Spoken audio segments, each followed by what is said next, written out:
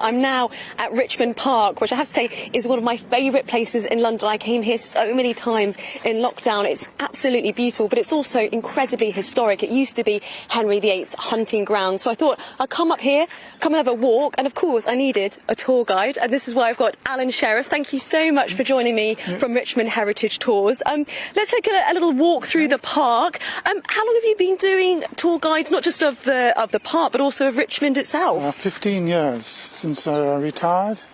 Gosh. Now, looking around at the park, I have to say, normally it's very lush and green, but I mean, it is looking very yellow. I mean, I've never seen it look like this. Presumably that's all because of the hot weather. I know you've been in touch with the sort of rangers in the park. I mean, what kind of preparations did they do to make sure there weren't any fires that we've seen this week in London? I mean, the organisation is really top notch. I mean, it's really based on due diligence and vigilance. They have the rangers go around the park, look for potential danger areas. All the water hydrants are identified, so everyone knows exactly where they are if anything breaks out.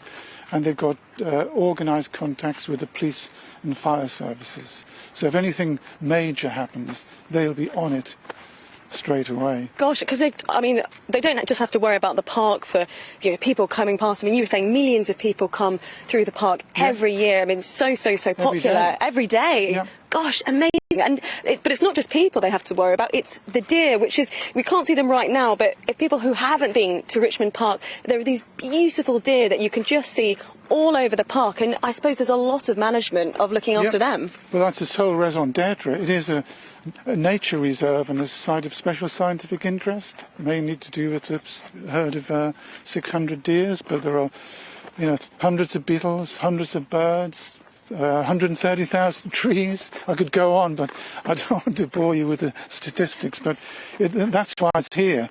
It's not for any other reason but that. And just final question before we go: how did it actually become a park? I mean, I was saying earlier it used to be Henry VIII's hunting ground. How did it turn from that to a lovely park joined by millions of people every day? You're absolutely right there, Alice. That it was a chase, as it was called in those days, when Richmond was called Sheen. But Charles I decided he wanted a bit of privacy, to put it bluntly. So he decided he was going to fence it off and have his own hunting ground. And that was in 1637. So that's when Richmond Park, as we understand it today, was first formed.